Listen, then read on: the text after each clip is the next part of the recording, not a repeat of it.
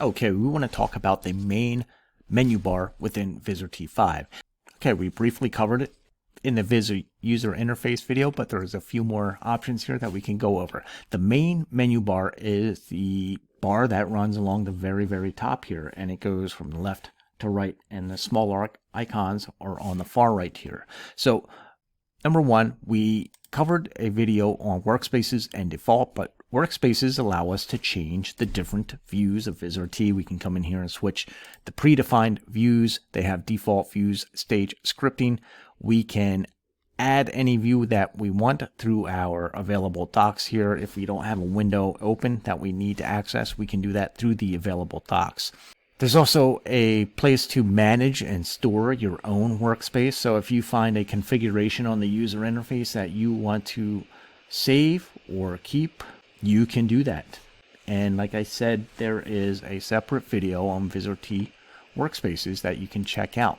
Next tab over is the import button, and this allows us to import any type of asset that we want to use within our scene design or projects within Vizrt T. So this could be fonts, images, whatever we need for a project. And the way that it works here is you can see that we have the import tab highlighted. We would go over here and navigate to whichever folder you have your options in that you want to import. So we could come down here into our windows, and if we wanted to import a particular font, we could select that folder, and then we have different options up here that we could import as far as what we want, whether it be a font, an image, a geometry. In this particular case, we're doing a font, and here you can see the font, and we could just take this font and drag it over into our server, and now it is importing and preparing that font for us. So moving over, we also have an archive tab, and this archive tab allows us to archive any type of scene or anything.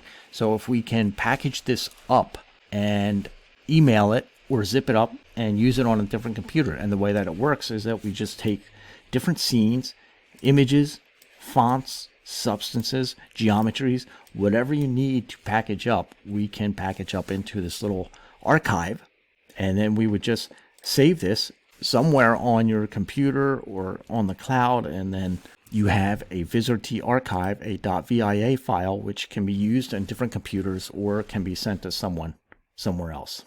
There's a post button here, and post allows us to render out our scenes. So as you can see, we have a JPEG sequence, PNG sequence, target sequence, TIFF sequence, and various video codecs here that we can use as well. So the idea being, you have a scene open and you need to make a QuickTime movie for that to export to someone. You can use this post function to do that. Next, we have the on air function, and notice when we do that, it completely changes the configuration of artist. It's no longer a design tool, it is now a playout tool. So this artist has now become an engine when you place it on air. So it is a way to turn your artist into engine, and you can see that you also have controls here for it as well. Our next setting here is the config setting, and this takes us into the Vizrt T configuration settings.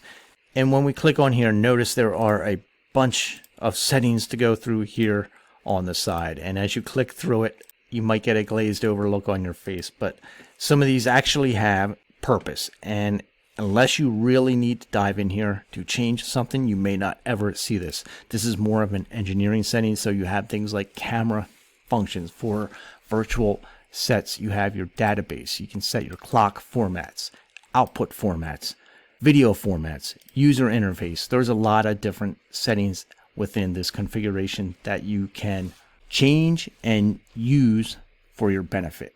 Now, we'll cover this in separate videos, so don't get too overwhelmed with the configuration setting when you look at it. Now, over here on the very far right, we have some additional buttons here.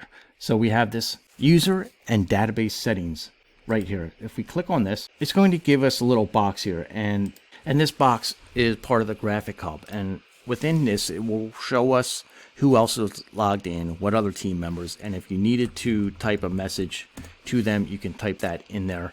It shows you also which logged in here. I'm logged in as guest on the local user, so there will not be any other users on my account, just 1.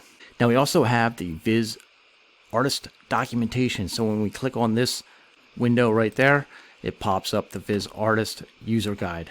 So if you ever need anything to reference right within that, it's right in the upper right window. And then the next window here could be somewhat important to you. It is the show commands, and it shows the Vizrt commands running in the background. This window is always running in the background, and you can always access it if you need to. And at some point you may need to access it, because if you get more advanced into the functionality of Vizrt and some scripting, you may need to pick out some language in here. And what happens is that anytime we click anywhere within Vizrt to do something, it will change in the show commands. So let's say I go into my default folders and drag some type of object down there, and then anytime I click on anything or make any type of movement within my scene tree or anything, you can see how that issues commands here within the window. And at some point what you may need to do is come in and grab one of these pieces of code to use within a script or some other parameter within Vizrt. So very helpful, and you may need it sometime at the show commands window, and it's always running in the background. You don't need to pay attention to it when you're designing unless you need these parameters. Otherwise, just minimize it and forget it. The next button up there just shows you the Viz Artist information. This will give you your version and your license information. And finally, there's one more setting up there, and if you click on it, it's just bringing up your messages for your server. So that is the main menu bar. Look for more detailed videos on the import and other functions within the main tab bar.